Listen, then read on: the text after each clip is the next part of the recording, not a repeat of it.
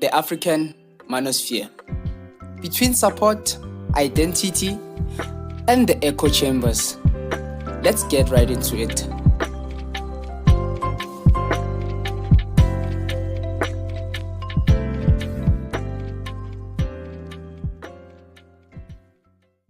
So today's conversation sits at the intersection of something global and something deeply local. We are talking about the Manosphere, but more specifically, how it shows up in African context and why it is not as people often make it out to be. Because depending on who you ask, the Manosphere is either much needed space for men to talk honestly about their struggles.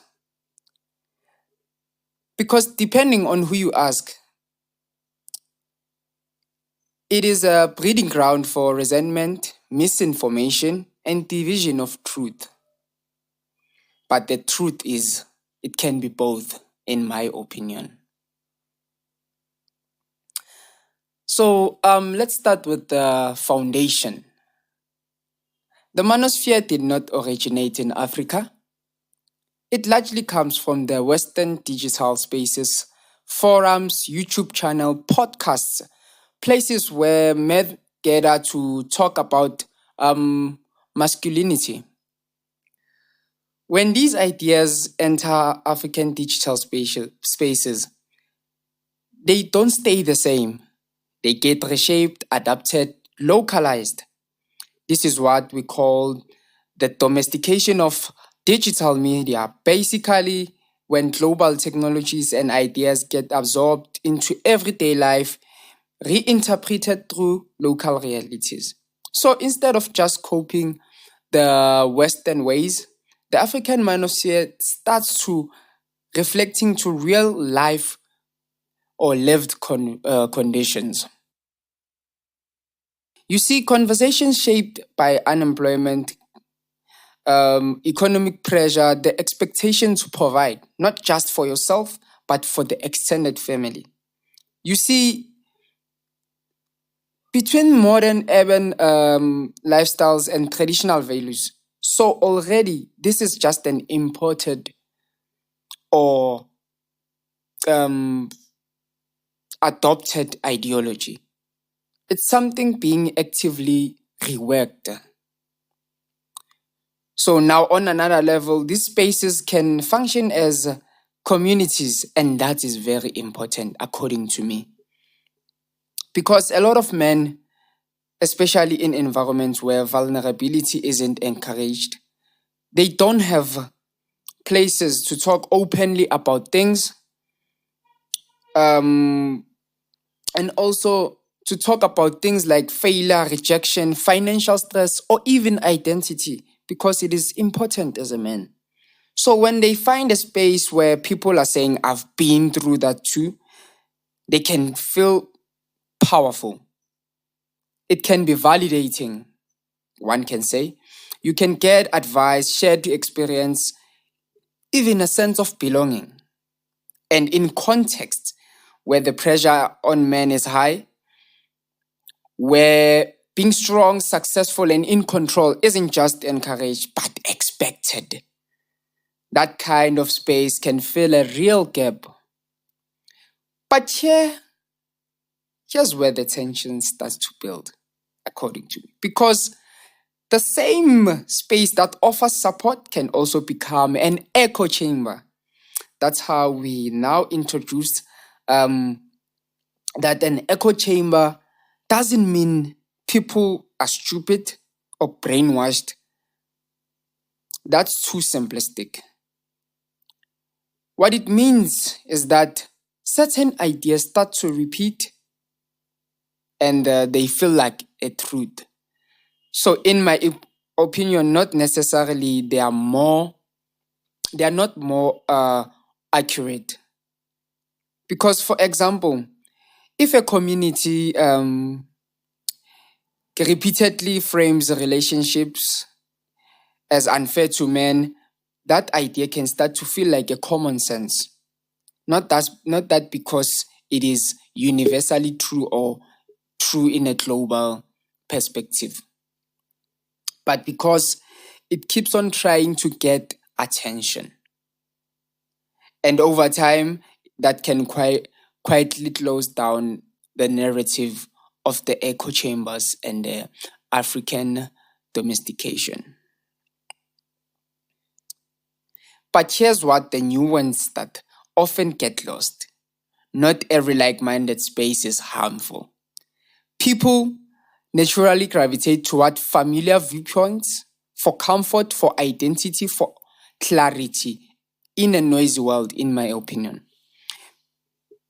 Because even the research shows that most people aren't completely cut off from opposing ideas anyway. They still encounter different perspectives through conversations, media, even arguments online. In fact, many of these spaces are full of debate and disagreement, which is why instead of thinking of binaries as a correct word, if I may say, community versus echo chamber, it's more accurate to see that these spaces as both at the same time are supportive, but also they are limited, in my opinion. They are open in some ways, but they are closed in others. So in the African manosphere, the dual nature is even stronger because culture adds another layer. You've got traditional expectations, respect, responsibility, providing for the family and even extended family, interacting with global ideas about independence, dominance, self-improvement. Sometimes they align, sometimes they clash. And sometimes they create something entirely new, but also they create tension, and that is very important. Because some adopted narrative, especially the more extreme ones, don't always fit neatly with the local cultural and religious values, if I may say. So what I see is negotiation. Some ideas are accepted, some are reshaped, and some are rejected entirely, which opens up for a negotiation field, in my opinion. Then there's influence. Big online personalities, I think, in my opinion, they play a huge role in shaping these spaces because some people see them as motivators, offering discipline, confidence, direction. Others see them as oversimplifying complex realities or reinforcing harmful stereotypes. And again, both things can be true, in my opinion. The issue isn't just what's being said, it's how these ideas are repeated, interpreted, and amplified according to one's values, one's belief. Now, wrapping it up, so where does that leave us? Because ignoring the manosphere doesn't make it disappear. If anything, it pushes people deeper into it, especially if they feel like their concerns aren't being heard anywhere else. But ignoring the problems within these spaces, that has consequences too. So maybe the goal is not picking a side. Maybe it's to fold or to hold both realistics at once. To recognize that these issues are real, loneliness, pressure, identity struggles, while also being honest about the ways these spaces can sometimes distort those issues.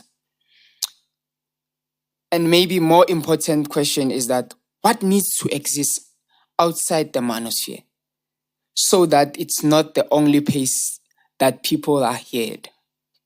Because people don't just join these spaces because they are convinced. They join because something is missing. And if we don't address the missing piece, we are going to have the same conversation, in my opinion. Tell me what you think. Thank you for listening.